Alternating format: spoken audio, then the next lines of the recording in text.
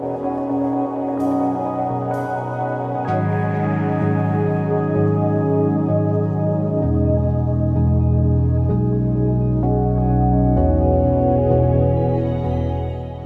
processus politique en République démocratique du Congo, ainsi que le processus du renouvellement de la classe dirigeante au sein de l'ordre des pharmaciens du Congo, voilà deux sujets qui vont nous préoccuper au cours de cette émission Presse Tribune. Et pour en parler, nous avons l'honneur et le plaisir de recevoir pour la première fois dans cette émission le docteur Hyacinthe Ingani. Il est donc jusque-là le président de l'ordre des pharmaciens du Congo. Monsieur Ingani, merci et bienvenue dans ce plateau de Presse Tribune. Ah, c'est vous que je remercie. Merci. Merci beaucoup. Il y a également Giscard Mahongou, donc il est le responsable de service politique au sein donc des DRTV. Giscard Mahongou, merci et bienvenue sur ce plateau. C'est moi qui te remercie. Il y a aussi donc Ernest Dimi, il est chroniqueur politique chez Le Patriote. Toujours un plaisir de vous retrouver dans cette émission de Presse Tribune. Au service de la République, Serge. Voilà, au service de la République, vous l'avez compris, mesdames et messieurs, c'est donc parti pour ce nouveau numéro de votre magazine Presse Tribune. C'est cette émission qui parle des questions qui touchent à la marche de notre société. C'est bien parti, donc on se retrouve juste après.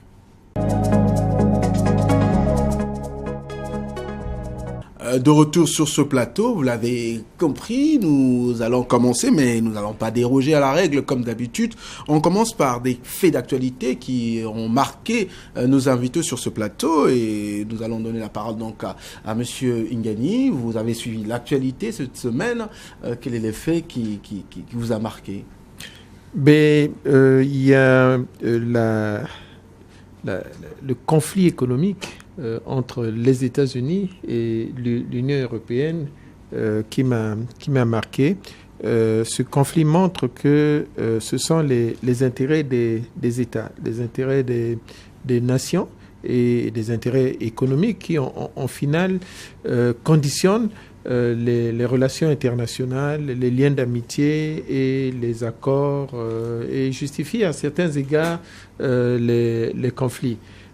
Sur cette situation entre les États-Unis et l'Union européenne, on en est à parler de risque de guerre économique, alors que depuis la Seconde Guerre mondiale, ce sont des pays qui ont tissé des liens indéfectibles et qui constituent un bloc qui est un bloc soudé. Mais là, on voit sur des intérêts économiques comment ces liens peuvent vaciller et éventuellement aller vers des conflits. Ok, merci beaucoup, Giscard Mahongou. Je vais revenir sur la Chine, du 5 au 14. Vous savez, il y a eu des sessions au niveau de l'Assemblée populaire nationale dans ce pays, et la loi fondamentale, la Constitution, a été amendée, et le président de la Chine pourra, ad vieternam, être au pouvoir. Ce n'est pas le fait de cet amendement qui m'a plus tiqué, c'est un peu les réactions tout autour après. Parce que si on faisait des parallèles en Afrique, une telle situation, on allait avoir un peu plus de réactions, un peu plus de cris de la part de la communauté internationale, comme s'il y a eu une sorte de 2 poids, 2 mesures, à dire que, parce que c'est la Chine, c'est la deuxième puissance actuellement, on n'a pas trop crié sur ce pays. C'est un peu étonnant qu'il y ait des réactions lorsqu'il s'agit dans les mêmes circonstances en Afrique, une réaction bleue, et en Chine une réaction blanche. C'est quand même étonnant. Et comme dirait certainement M. Ingani, donc c'est plutôt les questions économiques qui priment sur des valeurs, que ce soit démocratique ou non, mais quand il y a des questions économiques, donc chacun essaye de faire un peu avec attention. On va terminer avec Ernest Dimi. Moi, ce qui me marque jusqu'à maintenant, c'est enfin, les Congolais sont au courant que la session criminelle, la tant attendue session criminelle au tribunal de grande instance de Brazzaville va enfin démarrer, puisque les 10 jurés ont été tirés au sort, donc 6 titulaires et 4 suppléants, et la session connaîtra environ 2 mois. Pendant 2 mois, connaîtra donc 127 à faire. Mais vous allez constater plutôt que sur le programme qui est affiché au parquet de Brazzaville, devant la grande salle des audiences, alors il y a des sujets qui ne semblent pas être à l'ordre du jour, du moins dans ce canevas. Mais là-bas, vous allez voir par exemple l'affaire Ntoumi, l'affaire de notre confrère Juste Fortuna Bemba Dombe. Ceux-là, au moins, c'est deux affaires à l'ordre du jour. Mais vous allez constater que d'autres cas qui sont aussi très attendus par l'opinion, du genre le cas Moukoko Jean-Marie Michel, vous avez le cas Okombi Sadissa André, vous avez le cas Makaya Paulin par exemple, ou les Libongoka et les autres, Jacques Bananganjara, ne figurent pas. Mais on nous a fait savoir au parquet, notamment par les côtés de la défense de ces prévenus ou de ces accusés, qu'il y avait des exceptions qu'ils ont fait constater et qui ont fait que jusqu'au moment où les jurés a été tiré au sort, alors ces dossiers n'étaient pas encore totalement prêts. Ils nous ont fait croire que rien n'empêche, il n'est pas interdit qu'au cours de la session, que ces affaires intègrent l'ordre du jour. Mais les Congolais attendent. Mais ce qui est vrai, c'est qu'enfin, cette session criminelle démarre quand même. Démarre. Et on se rappellera d'ailleurs, c'est une des demandes, une sollicitation du président de la République lors de son message donc sur l'état de la nation en décembre dernier. Et nous allons suivre de près toutes ces affaires pour que vous soyez informés. Merci beaucoup, monsieur, pour cette partie. On appelle ça un peu entrée de jeu. On va parler maintenant de la RDC qui va constituer notre premier sujet. On le sait, je veux le rappeler à nos téléspectateurs, on sait bien que le comité laïque a suspendu donc les marches qu'il programmait pour essayer d'amener le président Joseph Kabila de se prononcer sur sa candidature ou non à la présidentielle. Mais il y a aussi l'organisation du côté des partis politiques. On sait que Moïse Katumbi en Afrique du Sud avec quelques partis, eh bien, il soutient sa candidature. Il y a également des relations qui se défont entre le PPRD et les PALU. Il n'y a plus de lien. Donc, le PALU qui va s'allier au MLC, le parti de Jean-Pierre Bemba, qui, au niveau de la haie, son procès connaît quand même des avancées. Du coup, dans ce contexte, on peut se dire que finalement, la RDC est prête pour les élections le 23 décembre. Je pose la question à M. Ngani. Oui, merci. Je veux d'abord dire une chose, c'est que tout ce qui se passe en RDC doit nous intéresser. C'est notre voisin immédiat le plus important.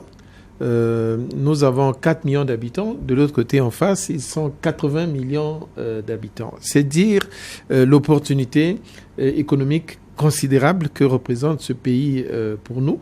Et nous avons par ailleurs, avec ce pays, des liens de sang, des liens de fraternité. Et donc, je pense que nous devrons évidemment souhaiter que ce pays soit gouverné de la meilleure façon possible, qu'il puisse être en paix et prospère. Quand on regarde les évolutions actuelles, on a bon espoir qu'ils vont aller vers des élections apaisées, j'espère transparentes, pour permettre à ce peuple-là, enfin, de pouvoir bénéficier de l'énorme potentiel de richesse qu'il y a dans ce pays.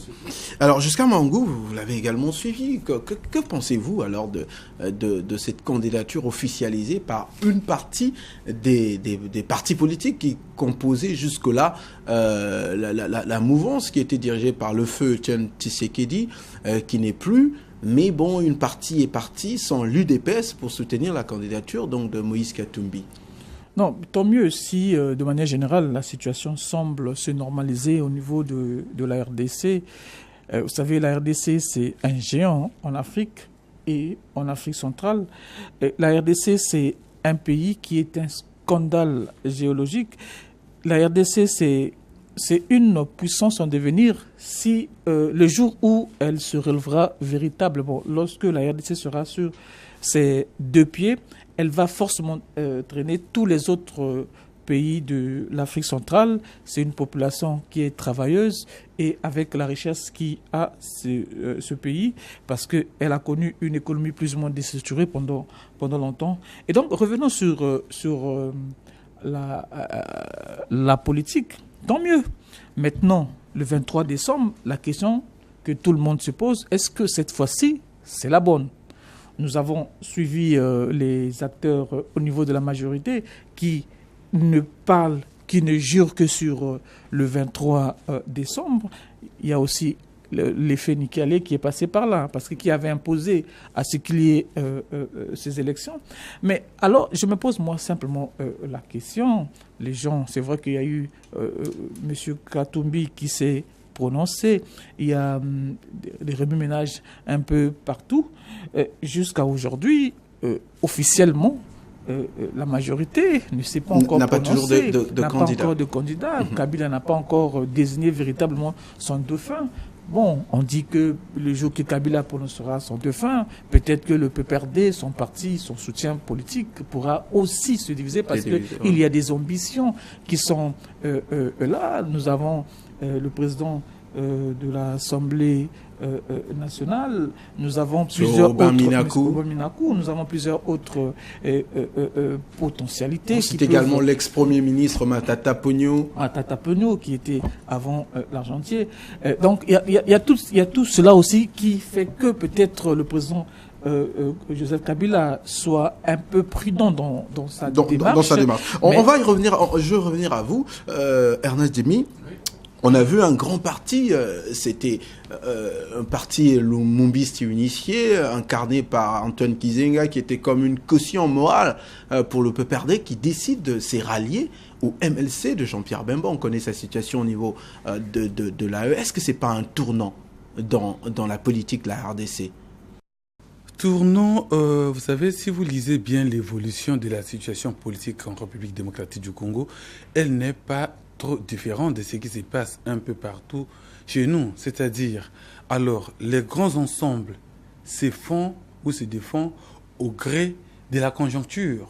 Selon que l'espoir semble donner d'un côté, alors les calculs commencent et ceux qui croient que le côté de la majorité ne pourra pas du tout tenir, se désolidarisent et on vit ça dans tous les pays, y compris en Europe. Vous avez vu comment ça s'est passé avec les Macron et les autres, bien conscients que Hollande n'allait plus tenir. Alors, les gens se sont rétractés et finalement, Hollande était plus ou moins lâché. Bon, la suite, on connaît. Donc, c'est une réaction logique en politique. Sauf que, alors, il faut avoir mûri cette réflexion. Il faut que ça doit être fait par des experts sans risque, en tout cas le risque zéro de se tromper. Or, les risques zéro n'existent pas en politique. Il y a encore assez d'inconnus avec Jean-Pierre Bemba, parce que, il n'est pas libre, et c'est pas totalement acquis que d'ici 7-8 mois, il va être libre pour venir refaire sa personnalité politique sur le terrain jusqu'à aller aux élections et remporter. Je crois que c'est quand même un risque que le Palou a pris sans savoir peut-être les conséquences qui vont pas tourner à son avantage. Donc, c'est des situations qui existent, mais je crois qu'il fallait aller un peu doucement et observer encore parce que 7-8 mois, c'est pas 7-8 jours. D'accord. Alors, M. Ngueni, vous avez suivi quand même que les laïcs catholiques, l'Église catholique qui s'est impliquée, je peux dire totalement, avec des marches qui s'est soldées par des morts. Et aujourd'hui, ce comité qui prend la décision d'observer une sorte de trêve, pour vous, c'est une bonne nouvelle? Oui, je pense que c'est une bonne nouvelle. Il faut dire que ces mouvements laïques ont en réalité un peu pris le relais de la classe politique pour animer le front politique, poser des revendications et mettre suffisamment de pression de manière à ce que le pouvoir de Kinshasa puisse mettre de l'eau dans son vin, comme on dit. Et il y a eu des morts. Mais je pense qu'on peut considérer que cela a payé puisqu'on sent que les lignes sont en train de bouger parce que de la même manière que dans la plupart de nos pays, les pays africains, mais c'est encore plus fort au Zaïre, il y a ce problème telle que la RDC, bon d'accord, oui merci, mais telle qu'elle a évoqué Monsieur Dimi, la maturité politique des acteurs politiques. Je pense que le succès du processus sera certainement lié à la manifestation de la maturité politique des leaders politiques. Tant que les leaders politiques s'engageront essentiellement simplement sur le champ politique comme un tremplin pour leurs propres intérêts, on aura souvent ces vacillements, ces accords qui se font et se défendent au rythme, évidemment, des intérêts des uns et des autres. Alors, jusqu'à Mangou, je vais revenir à vous. Il y a encore de pommes de discorde, notamment la machine à voter, parce que, vous savez, la commission électorale indépendante a une machine à voter qui ne semble pas faire l'unanimité en RDC. Alors comment on peut aller aux élections dont vous espérez le 23 décembre si la classe politique ne se met pas d'accord sur la machine à voter ? Non, mais vous savez que la RDC, avec toute cette situation politique, était un peu sur un volcan. Et on est en train de s'écarter plus ou moins de ce tourbillon. Et c'est de tout intérêt pour les acteurs politiques en RDC de s'entendre sur toutes les modalités possibles de vote pour que cela ne dégénère pas. Vous savez, en RDC, c'est une opposition qui est assez forte, c'est une société civile qui est assez forte, avec une population qui n'a pas peur de braver la police. Tout à l'heure, le docteur l'a dit, lorsqu'il y a eu la mobilisation de l'Église, les gens, pourtant, il y avait une première mobilisation, les gens sont morts, il y a eu une deuxième mobilisation, les gens sont morts. Donc, les gens sont déterminés à faire de telle sorte que Kabila ne puisse pas briguer un autre mandat. Troisième mandat. Maintenant, là encore, et si les conditions en termes de tout ce qui peut conquérir aux élections, si tout ça n'est pas réuni, forcément, il doit y avoir des problèmes et on craint encore qu'il y ait d'autres dérapages. Donc, mais je pense que ce sont des questions qu'il faudra, les acteurs politiques de ce pays, puisque tout à l'heure, on a parlé ici de la maturité politique des acteurs politiques de ce pays. Je pense que cette maturité politique voudra que chacun puisse réfléchir de telle sorte que tous, de manière... tous puissent tomber d'accord pour que qu'ils aillent aux élections en regardant, en fait, en s'assurant que toutes les conditions sont réunies, toutes les conditions sont acceptées, et là j'insiste là-dessus, toutes les conditions sont acceptées par toutes les parties. Une question, excusez-moi de vous interrompre, une question, est-ce que toutes les questions vont être acceptées quand on voit déjà les divergences qui existent depuis l'accord de la Saint-Sylvestre? Non, parce que là, nous sommes en train de parler de processus. Je sais que les accords, de toute façon, lorsqu'on fait des négociations, on ne gagne pas tout, on ne perd pas tout. Donc là, je suis en train de parler du processus, tout le matériel, les bulletins, le recensement. Je suis dans ce cadre-là. Il faudrait bien que toutes les parties tombent d'accord sur ce qu'ils sont en train de faire pour éviter encore que ce pays géant puisse tomber dans des travers que nous avons connus bien avant. Alors, Ernest Dimi, tout le monde s'attendait d'ailleurs, les revendications ou les pressions faites par le comité laïque, c'était d'amener le président Joseph Kabila de pouvoir se prononcer sur sa non-participation aux futures élections. Mais on se rappellera également de la réponse du président Kabila lors d'une conférence de presse que tout a été réglé par la Constitution. Mais selon vous, du fait qu'il ne se prononce pas, d'ailleurs tout à l'heure on parlait que son dauphin, on ne le connaît pas, est-ce que ça ne met pas l'incertitude sur les velléités qui sont prêtées au président Kabila de pouvoir changer la Constitution pour se représenter à nouveau? Est-ce que pour vous, il y a toujours cette crainte-là? Moi je crois que Kabila, c'est quelqu'un qui est aussi fin stratège.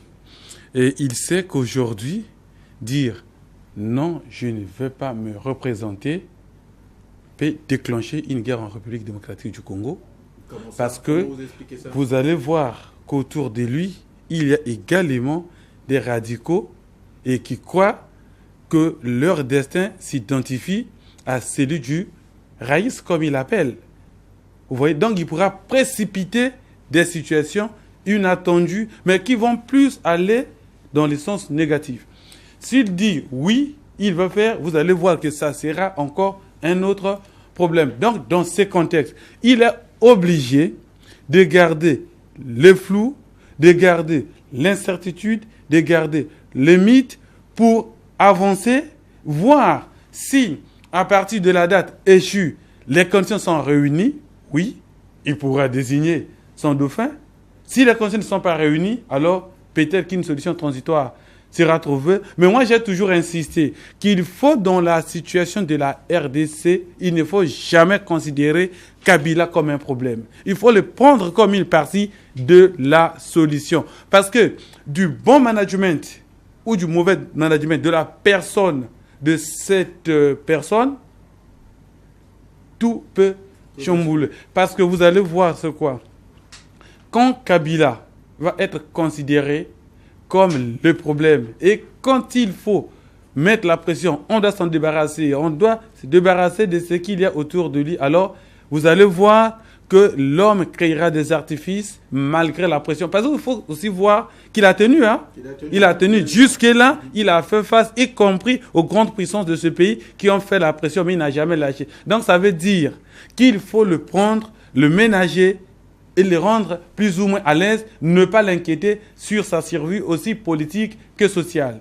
Ça, c'est un. Mais ensuite, prenons un peu le cas, je voudrais revenir sur le cas de Cardir, non, il faut que les conditions soient réunies. On ne peut pas réunir toutes les conditions. Vous n'allez pas être en Afrique, organiser des élections dans un pays où vous allez voir et la majorité et l'opposition totalement d'accord. Non, les conditions sont réunies, on va aux élections. Non, vous aurez toujours des gens qui émettront des réserves, mais il faut plutôt faire la balance. Est-ce que les réserves ou les conditions qui ne sont pas réunies influencent les résultats du scrutin, ou bien empêche le bon déroulement du processus, ou peuvent faire que celui qui allait gagner perde.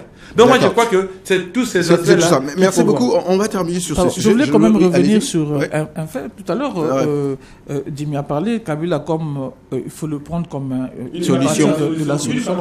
Kabila est une partie, sinon la grande partie du problème. Parce que sinon, Kabila allait déjà se prononcer pour dire qu'il ne sera pas candidat. Vous savez.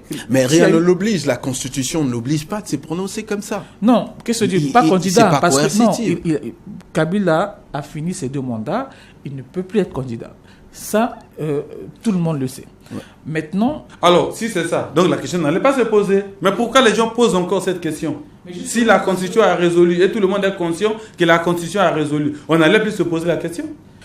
Justement parce que il y avait une sorte de velléité, parce que sinon, si on sait qu'on a fini le mandat, on va dire non, moi vous savez que la Constitution, je sais que c'était une manière aussi de le rappeler à notre confrère, consoeur de RFI au niveau de la RDC, lorsqu'il a demandé, le président Kabila a demandé de revoir ce que la Constitution. Ce que dit la Constitution. Mais le fait que lui-même il est resté sans mot dire sur la question, on a eu comme l'impression que le monsieur était en train de piller, était en train de voir est-ce qu'il y avait des brèches pour D'accord. Merci beaucoup. On va terminer sur cette question. On va avoir 30 secondes pour passer à notre deuxième sujet. Alors, monsieur Ngani, vous allez réagir sur tout ce qui était dit, mais je voudrais quand même ajouter cette question. C'est sur quelle note voyez-vous d'ici quelques mois le 23? Parce qu'on voit bien la mobilisation de la commission électorale, les partis politiques, mais aussi des questions pendantes, des non-dits. Est-ce qu'on peut aujourd'hui, avec ce qui se passe, dire que, bon, la RDC, les gens, on peut se croiser le bras pour voir que le 23, les populations de nos voisins aillent aux urnes pour élire un nouveau président qui ne sera pas Joseph Kabila? Oui, je pense qu'il faut tenir compte également de la pression internationale et notamment sous-régionale. Comme je vous ai dit, la RDC est voisin d'à peu près 9 pays qui naturellement sont plus ou moins, dont le sort est plus ou moins lié à celui de la RDC. Et au cours des dernières décennies, il y a eu des puissances sous-régionales qui se sont impliquées dans la recherche ou en tout cas sur le terrain en RDC et qui en ont point douté les intérêts économiques en RDC. Mais excusez-moi, en RDC, on reprocherait quand même certains pays parce que quand il y a eu des morts, à l'exception si ma mémoire ne me trompe pas, de Dar es Salaam qui s'est prononcé sur des tueries, mais aucun voisin immédiat de la RDC ne s'est jamais prononcé sur cette question. D'ailleurs, on doute quand même de la bonne foi des voisins de la RDC. Oui, mais je crois que de façon souterraine, les uns et les autres, notamment des pays des Grands Lacs, tirent certainement des ficelles parce qu'il y a des intérêts stratégiques, il y a des intérêts économiques. Mais ce qui est vrai, c'est que l'ensemble de ces pays pourraient ne pas souhaiter, en tout cas ne souhaiteraient pas, qu'il y ait des guerres en RDC parce que ça impacterait immédiatement la paix dans les différents pays, et notamment le nôtre. Mais comme je l'ai dit, je pense que la solution viendrait essentiellement de la maturité des leaders politiques de la RDC. D'accord. Jusqu'à Mangou, 30 secondes pour terminer ce sujet. Oui, moi je voulais plutôt un peu insister sur l'opposition. Je crois que Katumbi s'est prononcé, même s'il y a certaines voix qui sont en train de dire qu'il est toujours sur le coup d'une arrestation, et puis mandat d'arrestation. Il a double nationalité. Mais moi j'étais en train de me poser la question, est-ce que au niveau de l'opposition, lorsqu'on enlève Katumbi, qui sera candidat à même d'affronter les candidats de la majorité. Parce que le fils Tshisekedi, ce n'est pas de manière atavique qu'il aura l'aura de son père. Il y a eu M. Katoto, le frère de Katumbi, qui s'est rangé plus ou moins du côté de Kabila. Et donc, il y a tout à l'heure, Dimi était en train de parler... Il y a aussi Vital Kamere, vous oubliez? Oui, Vital Kamere, mais bon, lorsqu'on voit un peu son aura, il va être étouffé par le PPRD parce qu'il partage comment on appelle... le même électorat que le président Kabila. Ouais. Donc, c'est un peu... Je suis, moi, en train de me poser la question, qui sera le candidat de l'opposition à même d'affronter Kabila. Non, pas Kabila, celui de la majorité. On a toujours la tête, ce ne sera pas Kabila, parce qu'il ne pourra pas être candidat. On va terminer avec Ernest. Vous aussi, vous avez les mêmes inquiétudes au niveau de l'opposition? Moi, les inquiétudes... Vous tablez sur le dauphin du président Kabila qui pourrait gagner les élections? Non, moi-même, d'abord, au nom de l'opposition, vous savez que nos oppositions, c'est-à-dire les oppositions des pays de l'Afrique subsaharienne, sont les mêmes oppositions. Alors, on a des oppositions dans lesquelles tout le monde veut devenir président de la République, personne ne fait confiance en personne, et du coup, c'est les oppositions accompagnatrices de la majorité présidentielle. Alors, aujourd'hui, si l'opposition réussissait à compter sur un candidat, même s'il n'est pas populaire, toute l'opposition derrière les candidats pourrait gagner. Alors, mais étant donné qu'il y a déjà des fissures qu'on constate, alors je crois que ça va être difficile. Je vois les jeunes Tshisekedi, Félix et Tshisekedi, bon, il a beau mettre les torpèdes, hein, mais il ne sera pas Tshisekedi et il ne sera pas son père. Je vois même Katumbi, il parle à travers les réseaux sociaux, à travers les médias, mais il est là-bas en Afrique du Sud, la politique se fait ici et il a un mandat d'arrêt qui pèse sur lui, donc c'est encore hypothétique. Martin, comment vous l'appelez, celui qui est en prison? Martin Fayulu. Non. Mbemba Jean-Pierre. Voilà. Ouais. Jean-Pierre Mbemba, sa situation est incertaine. Donc du coup, il y a tellement d'incertitudes au niveau de l'opposition, alors, et ce qui fera que si la majorité trouve un bon dauphin, Kabila n'aura rien à craindre pour sa survie, parce que les chances seront quand même assez énormes pour que le régime continue de tenir. Merci beaucoup, monsieur. Donc, on a fini de faire un peu le tour d'horizon de notre premier sujet. On va se retrouver tout à l'heure pour parler de notre deuxième sujet. Là, on va parler de l'ordre de pharmaciens au Congo. Et c'est tout de suite.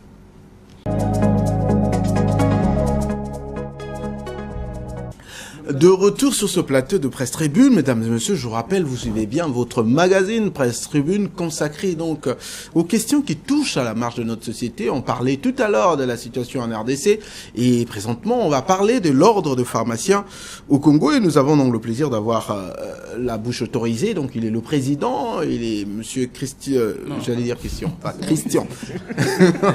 J'allais dire Hyacinthe Ingani qui est avec nous. Alors, la première question, on suit l'actualité et ça fait quand même plus de 11 ans que vous êtes président, alors que selon la loi ou selon, je peux dire, les règlements intérieurs, les textes qui régissent votre organisation, vous devez déjà organiser des élections.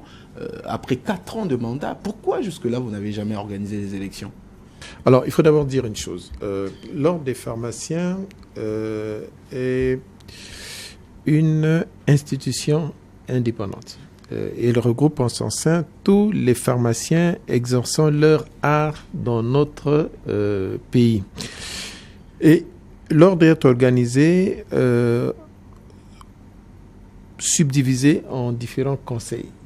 Il y a les conseils qui regroupent les pharmaciens d'officine, il y a le conseil qui regroupe les pharmaciens d'industrie, les fabricants des médicaments, et il y a les conseils qui regroupent les laboratoires, les assistants également. Et au-dessus de tout ça, il y a le Conseil national de l'Ordre des pharmaciens du Congo. Non, je suis le président. Alors, les élections ont eu lieu de façon régulière au niveau des conseils départementaux, notamment au niveau des conseils départementaux de la section des officines et à Pointe-Noire et à Brazzaville. Cependant, au niveau du Conseil national, il y a au sein du Conseil national des représentants des ministères, notamment le ministère de la Santé, le ministère de la Justice, magistrat, et le ministère de l'Éducation. Et pour organiser des élections à ce niveau-là, je crois qu'il fallait se mettre d'accord avec le ministère de la Santé de manière à ce que le ministère de la Santé s'implique, écrive aux différents ministères afin de déléguer des représentants. Et naturellement, ces élections sont organisées de façon indépendante, puisque l'ordre est une institution indépendante, mais forcément, étant donné le pouvoir qui est celui de l'ordre des pharmaciens, qui a une délégation de pouvoir à travers la loi qui est extrêmement important, une délégation de pouvoir administrative et juridictionnelle. Il faut évidemment le regard du ministère de la Santé. Entre l'ordre des pharmaciens et le ministère de la Santé, naturellement, nous travaillons tous pour la santé publique et il doit donc y avoir une coopération. Et donc, il faut se mettre d'accord sur les dates et l'observation du ministère de la Santé. Et il y a fait plusieurs années que nous demandons au ministère de la Santé de pouvoir se mettre d'accord à la fois d'un point de vue logistique, notamment ce qui concerne les représentants des autres ministères, pour organiser ces élections. Et chaque fois, nous nous sommes entendus dire la même réponse. Attendez, patientez, lorsque nous serons prêts, on vous fera signe. Voilà, d'accord, on va y revenir sur la question, mais il y a Giscard Marongou qui suit également le dossier de près. Vous savez que ce qui se passe, c'est quand même la pomme de discorde avec le ministère de la Santé qui s'est emmêlé. Mais pourquoi depuis, il y a eu beaucoup des ministres qui sont passés, ils ne se sont jamais intéressés sur cette question de l'ordre des pharmaciens? Vous savez, on a comme l'impression qu'au-delà il y a une sorte de guerre de textes, qui a raison, qui n'a pas raison. Il y a monsieur, il y a Saint-Ingani est devant nous. On a comme l'impression qu'au-delà de cette histoire de assemblée générale tenue ou pas tenue, il y a autre chose. Mais moi, je voulais revenir sur le texte. Tout à l'heure, Sergio, tu as parlé de 11 ans. Non, ouais. C'est 11 ans supplémentaires. Le président de l'Ordre national des pharmaciens a eu à bénéficier. Donc, ça fait 15 ans qu'il est là, au lieu de 14 ans. De 4 ans, ouais. Et de 4 ans, pardon. Et tout à l'heure, il disait que, bon, mais ce sont les ministères qui n'étaient pas prêts pour organiser. Certains ministères, à raison, qui disaient que ce n'était pas une priorité. Pour rappeler un peu ce que nous avons entendu dire ici et là. Mais d'ailleurs, le représentant du ministère de la Justice, le magistrat, avait démissionné parce que hors mandat, c'est un homme de la loi qui a n'a pas voulu suivre peut-être l'ordre national du Conseil. Mais suivre le président, si vous voulez dire. 11 ans quand même, et hors mandat, c'est à décrier. Quelles que soient les raisons qu'on pourra donner, on jettera le tort à monsieur le président de l'Ordre national des pharmaciens, on jettera le tort peut-être au ministre de la Santé, mais ce qui est là, qu'on a fait gravement entorse sur la loi. La loi que l'Ordre des pharmaciens avait adoptée. Et je me rappelle, en tant que... je sais que monsieur Hyacinthe Ngani a fortement participé dans l'élaboration de ces lois. Donc, il maîtrisait bien tous les contours possibles. Et rester 11 ans supplémentaires, c'est quand même grave. C'est quand même grave. Alors, Erdal Djimi, vous également, vous suivez un peu tout ça de près. Décidément, on a comme l'impression il y a un malaise entre la tutelle, qui est donc le ministère de la Santé, en l'occurrence avec la ministre Mikolo, et l'ordre des pharmaciens. L'ordre est resté longtemps dans l'illégalité, si on peut le dire entre guillemets.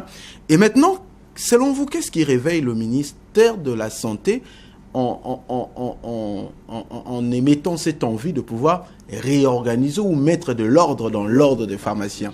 Bon, est-ce qu'il appartient d'abord au ministère de la Santé de mettre de l'ordre dans l'ordre des pharmaciens? Parce qu'à suivre M. Ngani, qui en est le président, même hors mandat de manière constitutionnelle, si on prend la constitution de leur ordre, alors le ministère et l'ordre ont des relations en réalité qui sont perpendiculaires, c'est-à-dire il n'y a pas de lien de hiérarchie. Non. Mais attendez, je vais vous lire. Je suis en train de voir les textes. Nous sommes à l'article 4, si je suis bien dans le texte donc qui fonde cette organisation. On ne cite bien ici l'article 4, donc je viens vous citer, dans du décret portant fonctionnement de l'ordre des pharmaciens. Les organes de l'ordre national des pharmaciens sont mis en place par élection au cours d'une assemblée générale. L'alinéa 1, le ministre chargé de la Santé convoque l'Assemblée générale constitutive. Ça veut dire que le ministère a quand même un droit de regard. Le ministre convoque l'Assemblée générale.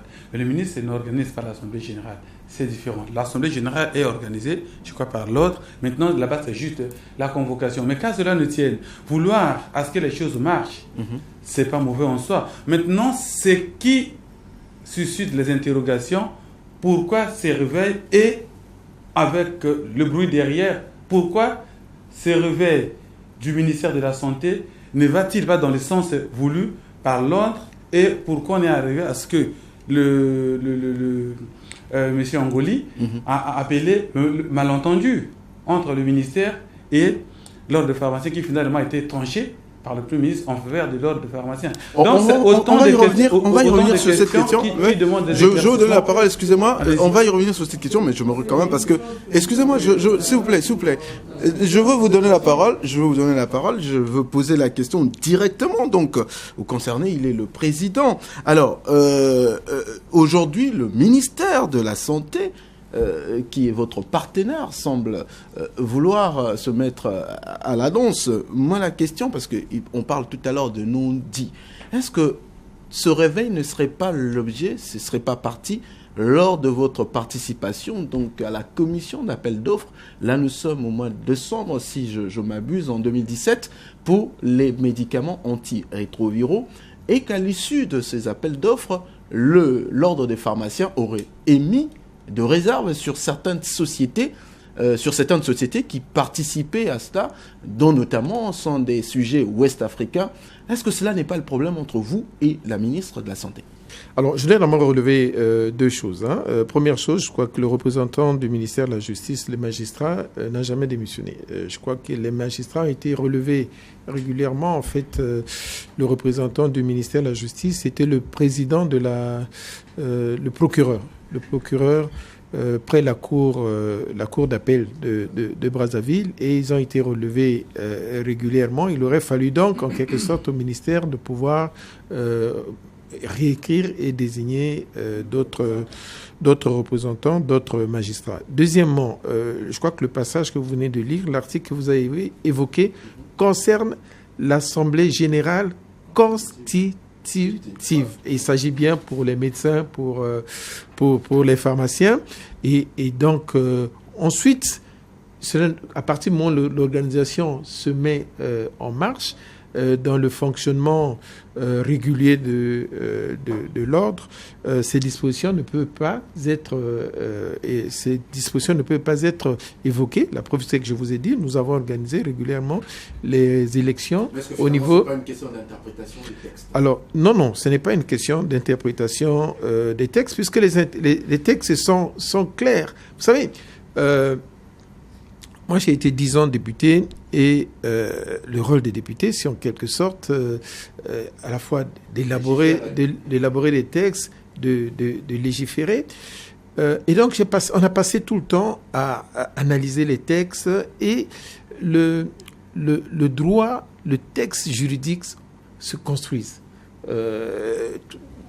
Quand on examine ces textes-là, c'est d'abord voir la cohérence. Qu'il n'y ait pas des dispositions qui soient des dispositions contraires qui puissent être à l'origine des conflits. Et quand vous regardez la loi relative à l'ordre des pharmaciens, il y a une véritable cohérence. D'abord, tout le long est souligné l'indépendance de l'ordre des pharmaciens et l'indépendance des pharmaciens dans l'exercice de leur profession. Ils ne doivent subir aucune pression de qui que ce soit.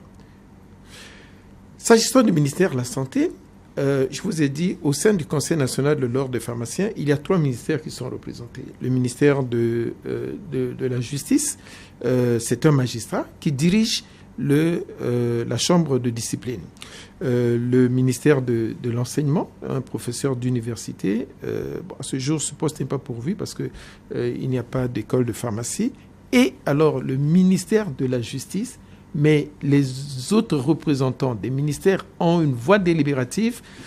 Pour vous dire la relativité du rôle du ministère de la Santé, le représentant du ministère de la Santé n'a qu'un rôle consultatif. Alors justement, la posture que prend le ministère de la Santé, la question dont je pose, est-ce que ce n'est pas par rapport à vous personnellement ou par rapport à l'implication de votre ordre lors de l'appel d'offres de... Je n'ai pas la preuve, je ne voudrais pas m'engager dans une politique. Mais il est évident que c'est de l'ordre du possible. Hein. C'est de l'ordre du possible. Pourquoi ? Parce que, voyez-vous, les ordres sont nés de la pression des professionnels de la santé.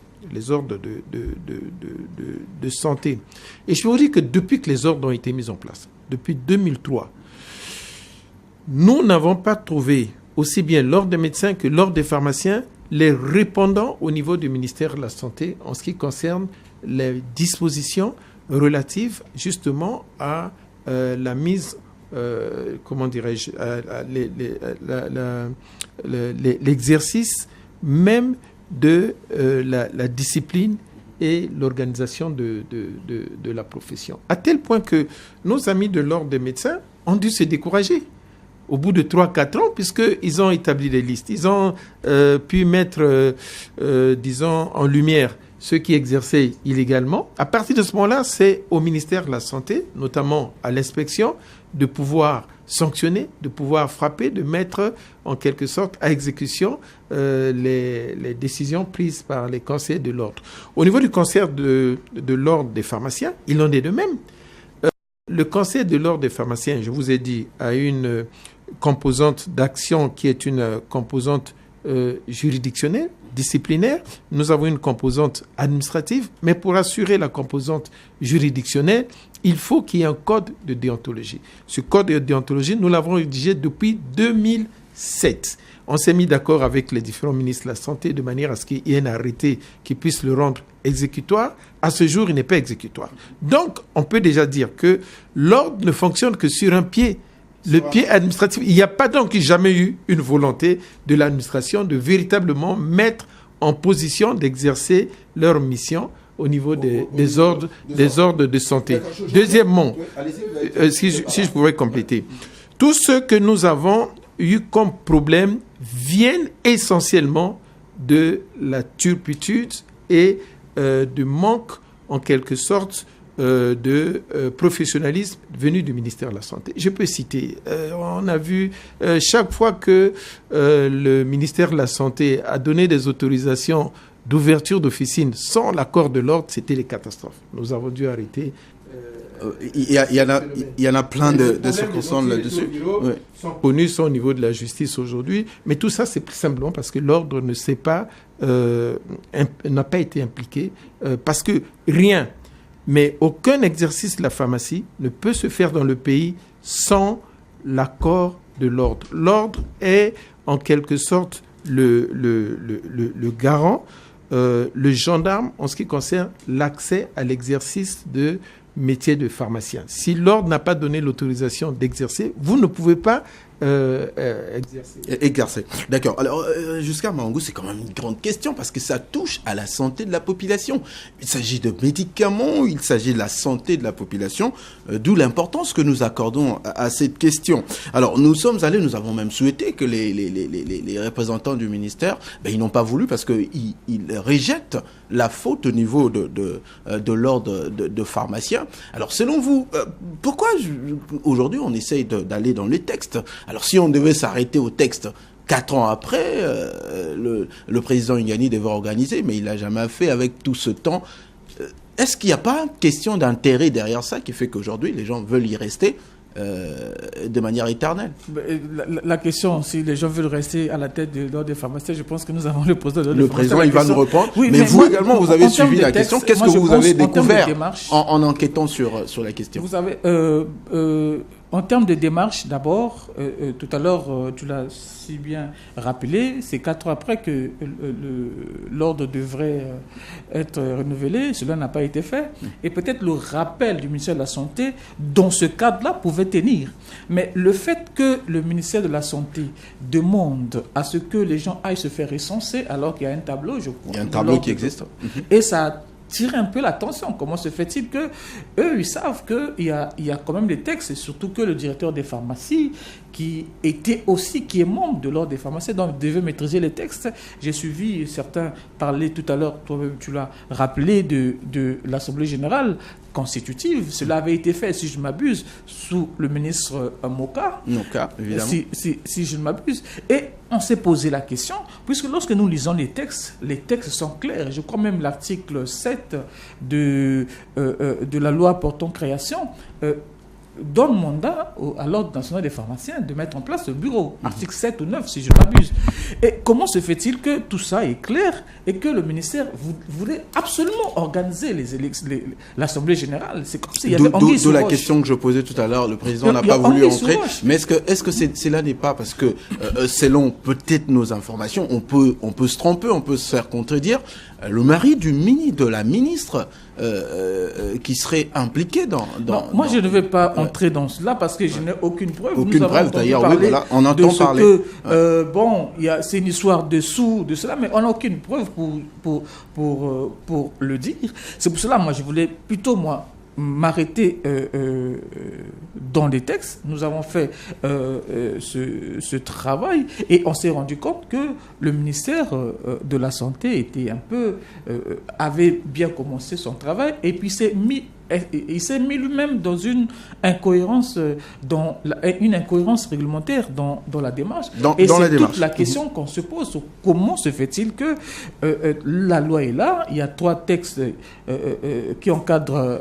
mais moi, je me pose simplement les questions de savoir, mais comment se fait-il que, par exemple, le domaine du médicament, c'est quand même la vie. On parle de la vie parce que le domaine du médicament, c'est un domaine de la vie, c'est un domaine assez sensible.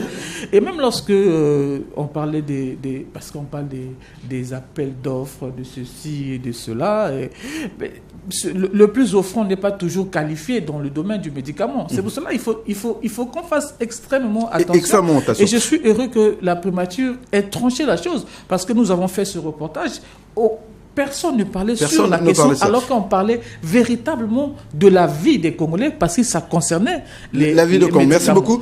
C'est justement la question. Merci pour cette belle passe que vous m'accordez pour poser la question à Ernest Dimi. Vous avez suivi la déclaration, donc la réunion de l'ordre du Conseil national de l'ordre de pharmaciens. On a parlé de la position de la primature, mais d'aucuns diront aussi que la primature a toujours eu des positions assez pas toujours claires sur des situations notamment claires. Est-ce que vous avez confiance à la lettre de la primature brandie par les conseils de l'ordre des pharmaciens? Il ne s'agit pas d'une affaire de confiance. Il s'agit d'une affaire de la République, d'une affaire des textes, d'une affaire des lois. Vous savez, le Premier ministre, c'est le chef du gouvernement, il est la tutelle. C'est le chef hiérarchique du ministre de la Santé. Ministre de la Santé, bien évidemment. Alors, croyez-vous que c'est par fantaisie que le Premier ministre va donner raison à l'ordre des pharmaciens avec lequel il n'a en réalité pas de relation? Mais vous savez aussi voilà. que le Premier ministre oui. a bien répondu à une note qu'il trouvait injuste du ministre Ibombo par rapport à une situation, mais qui n'a jamais réagi par rapport toujours au ministère de la Santé qui suspendait et ça, il faudrait pas que nous mélangeons les choses. Non, ça ne peut pas mélanger, non. C'est la même chose. Il ne faudrait pas que nous voulons faire croire que le Congo fonctionne à deux vitesses. Alors, si le Premier ministre avait refusé les changements faits par Léon Juste Ibongo à la tête de l'APC parce qu'il avait, début de ses fonctions, un cadre nommé par le président de la République, et que Mikolo fasse la même chose au CHU pour un cadre nommé aussi par le président de la République, il a accepté. Alors, moi je crois que cette fois-ci, si Mikolo s'entête dans cette démarche, je crois qu'elle ne serait pas soutenue. Parce que les textes sont clairs. Et aujourd'hui, la donne a totalement changé. Vous voyez qu'il y avait des gens dans ce pays qui avaient en réalité des protecteurs, de parents qui étaient très puissants, qui pouvaient se permettre à une certaine époque certains comportements. Je ne sais pas si vous voyez qu'aujourd'hui, dans la société congolaise, la peur a changé de camp. Celui qui est inquiété, ce n'est plus le faible d'hier, mais c'est plutôt les gestionnaires, ceux qui étaient en réalité des grandes puissances, qui pouvaient juste par un coup de fil empêcher. Si Madame Mikolo était encore si puissante qu'elle a fait avec la dame du CHU, Ambiero, je crois qu'on n'aurait pas atteint le stade aujourd'hui avec tout le bruit qu'on a eu autour de cette question. Le Premier ministre n'aurait même pas répondu au conseil donc de l'ordre de pharmacien. Allez-y, vous allez chuter par là. Pour dire qu'il s'agit d'une question de texte, d'une question de loi. Il faut que nous apprenions dans ce pays, notamment par ceux-là qui ont la charge de gérer la vie de la cité, qui ont la charge de gouverner le pays, qu'ils prennent d'abord le temps de respecter les textes. Le texte du Premier ministre est bâti par des juristes et des experts donc qualifiés, alors qui ont eu à voir tous les contours de cette affaire. Donc je crois que c'est tout à fait normal. Et je crois que c'est même avec un pincement au cœur que le Premier ministre a en réalité lâché sa ministre. Voilà. Mais alors, le président, puisque vous êtes là, moi je vous pose la question. On parle de respect des textes, mais vous non plus, vous n'avez jamais respecté les textes, vous n'avez jamais organisé des assemblées générales pour rendre compte à vos membres qui sont les pharmaciens. Vous n'avez jamais fait état des cotisations qu'ils organisent chaque année. Ils sont obligés de payer les cotisations. Et vous avez les subventions de l'État que vous percevez, vous n'avez jamais rendu compte. Et du coup, le ministère, quand même, il va taper 2 points sur la table. Vous aussi, vous n'avez jamais respecté le texte. Non, mais attendez, c'est vraiment de la vaste blague ce que j'entends là. Moi, j'ai été député pendant 10 ans, comme je vous l'ai dit. Je peux vous dire, je parle là sous le contrôle du président Kumba ou du président Mavungo, qui était le président de la commission économie et finances. Il n'y a jamais, mais alors jamais eu une seule ligne consacrant un seul franc à la subvention des ordres, que ce soit l'ordre des avocats, que ce soit l'ordre des médecins, que ce soit l'ordre des pharmaciens. Donc ça me paraît être une vaste blague destinée à discréditer certaines personnes. Aucun ordre n'a reçu au cours des 10 années un seul franc de subvention de l'État. Et c'est justement logique, parce que les ordres sont indépendants et à partir du moment où l'État subventionne, forcément, l'État vient mettre son nez, avoir un regard sur leur fonctionnement. Mais quand même, les cotisations, alors, si vous recusez quand même les subventions, les cotisations... Alors. Oui, non, mais les cotisations au niveau de l'ordre, vous savez, nous avons un pays qui a une culture, je crois que vous connaissez tous, les Congolais, lorsqu'il s'agit de cotiser, ne sont pas souvent très exemplaires. Nous avons au niveau de l'ordre, nous vivons des cotisations, mais qui sont généralement loin en dessous des charges auxquelles nous faisons face. Et je voudrais également relever que les fonctions de conseiller de l'ordre des pharmaciens sont gratuites. C'est du sacerdoce. Aucun membre du conseil de l'ordre des pharmaciens n'a reçu un franc de salaire ou même d'indemnité. On l'a fait simplement dans l'intérêt de la santé publique. On dit également, vous le savez, l'intérêt guide l'homme. Si ce n'est pas, vous ne bénéficiez de rien. Mais pourquoi depuis longtemps vous continuez à être président, même vous êtes en mandat? Qu'est-ce que vous gagnez finalement? C'est un véritable sacerdoce. Je pense que, à titre personnel, moi j'ai été à l'Université libre de Bruxelles en 89 comme assistant. Et j'ai démissionné volontairement de mon poste d'assistant parce que je voulais rentrer dans mon pays et influencer le cours des choses. Et quand on rentre dans ce pays, il y a un désordre dans le secteur pharmaceutique ou médical. Et nous avons, avec des amis, contribué à la rédaction de cette loi et pris l'engagement, en quelque sorte, d'y tenter de mettre de l'ordre. Et comme je vous ai dit tout à l'heure, nous n'avons rarement été aidés par le ministère de la Santé pour réellement mettre de l'ordre. Il nous restait donc une petite fenêtre. On a profité donc de cet angle-là, de cette petite fenêtre qui était essentiellement administrative pour, en quelque sorte, assurer les meilleures conditions d'exercice de la pharmacie au profit de nos différentes populations.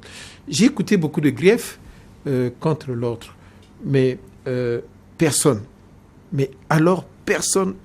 ne peut évoquer une faute professionnelle qui aurait été commise par l'ordre des pharmaciens, évoquant par exemple des parents, des personnes qui auraient été favorisées, qui auraient été inscrits à l'ordre pour exercer la pharmacie. L'ordre est aujourd'hui... Même pas du genre ce qui se passe au Bénin.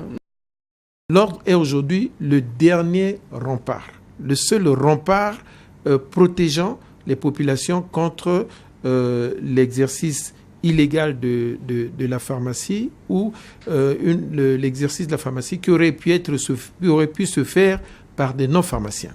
Nous avons, à cet égard-là, resserré les mailles des filets de manière à ce que des non-pharmaciens ne puissent pas arriver à avoir accès à l'exercice de la profession. Et c'est essentiellement à cela que nous avons consacré les différentes années. Nous aurions pu faire comme les autres ordres, comme on n'était pas aidé par le gouvernement, dire bon, on rend le tablier et puis on laisserait, mais ça aurait laissé la porte à un désordre. Alors, nous sommes en train, le temps va tellement vite qu'on a terminé, mais juste la question, parce que vous avez eu une réunion, vous déclinez le processus finalement de la mise en place donc des nouvelles instances au niveau de l'ordre.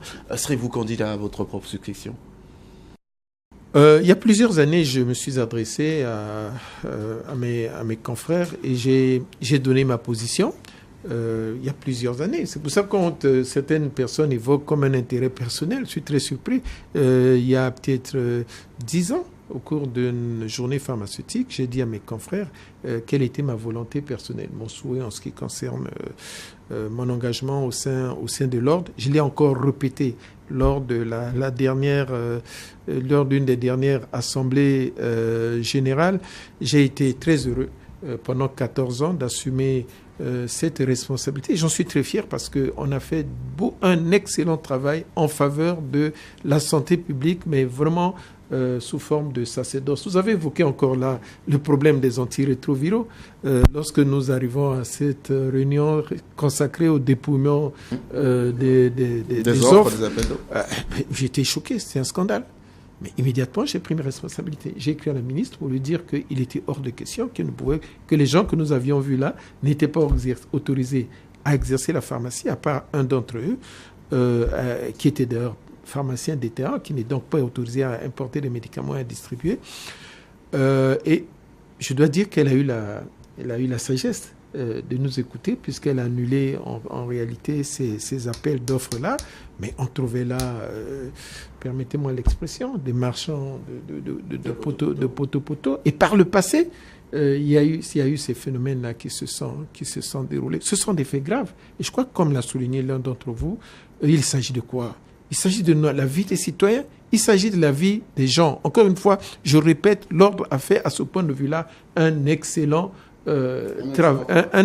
travail qu'il faut, je pense, féliciter et souhaiter. Tout ce que je souhaite aujourd'hui, c'est que ce travail-là continue à travers le processus électoral transparent, organisé de façon indépendante par l'ordre des pharmaciens, de façon à ce que tout cela soit pérennisé. Et il faut relever, entre pharmaciens, il ne peut pas y avoir de problème. Il ne peut pas y avoir de problème parce que nos relations sont régies par le code de déontologie. Et on ne peut avoir que des relations confraternelles, des relations de solidarité et je pourrais presque dire, mais vraiment d'amitié. Ça a été le cas pendant plusieurs années. Pourquoi aujourd'hui y aurait-il des problèmes? Qui que ce soit, Malonga, et toi, Pierre, Paul, à partir du moment où il est pharmacien, qu'il adhère au code de déontologie et qu'il accepte de travailler pour la santé publique et pour la pérennité de cette profession-là, il n'y a aucun problème. On ne pourra que s'en réjouir et souhaiter la pérennité de cette profession. D'accord, merci beaucoup. Donc, on va suivre de près cette question. Désolé, confrère, je ne vais pas vous donner les 30 secondes. Oui, allez-y rapidement parce qu'on me fait signe que... Oui, allez-y. Je crois qu'il a été dit qu'à partir de lundi, alors, le ministère devrait donc être saisi pour désigner, je crois que Mme Mikolo quand même aura l'amabilité, parce que là, c'est elle qui est mise à la croisée des chemins. Il faut qu'elle prouve sa bonne foi et sa bonne volonté qu'elle est là pour que les choses avancent. Que les choses avancent. Lors dans la réalisation du processus électoral. D'accord, moi je vous juste 2 mots. Il faut aussi le dire, il a fallu que le ministère se lève pour dénoncer la léthargie pour que... Non. Faut pas, je crois que je peux vous dire, depuis 11 ans pratiquement, nous avons les différents ministres qui sont passés. Le dernier en date, c'était Ibovi. Et la ministre actuelle, dès qu'elle est arrivée en fonction, nous avons demandé qu'on puisse se mettre d'accord sur l'organisation des élections. Là où ça pose problème, aujourd'hui nous sommes d'accord, nous ne tergiversons plus ces questions-là. Nous sommes d'accord pour qu'on aille aux élections relatives au renouvellement des instances. La question est simple. Que dit la loi? Quel est l'esprit de la loi? Voilà, c'est tout. Ce qu'on n'a pas accepté, vous l'avez relevé, inacceptable, inadmissible que les tableaux puissent être contrôlés par une autre institution que les conseils de l'ordre. C'est écrit dans la loi. C'est écrit là dans la loi. Les tableaux... Par exemple, les tableaux des conseils centraux, même moi qui suis président du Conseil national, je n'en ai pas la maîtrise.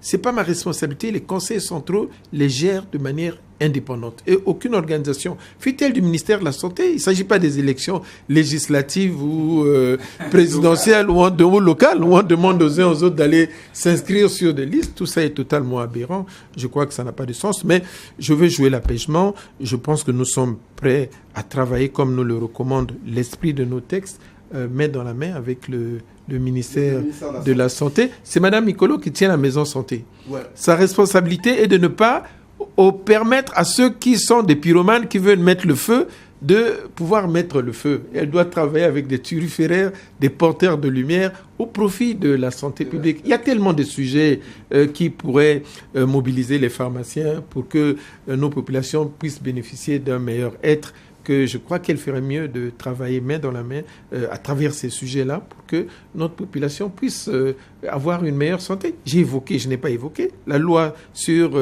la promotion et la mise en œuvre des substitutions des médicaments qui permettra à nos populations d'avoir un meilleur accès aux médicaments, notamment les médicaments génériques. Voilà des vrais sujets, mais bon, là, on va y revenir. En tout cas, merci beaucoup de nous avoir fait l'honneur d'être avec nous aujourd'hui. Nous espérons que les débats vont continuer. Merci donc à Monsieur Ingani d'avoir participé à cette émission.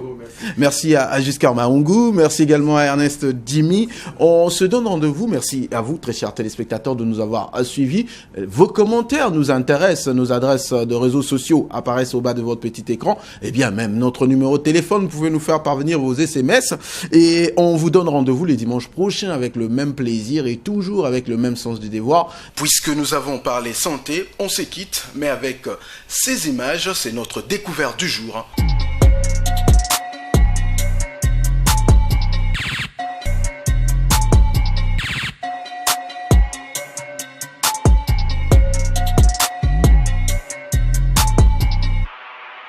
De cela 4 ans d'expérience que nous avons commencé.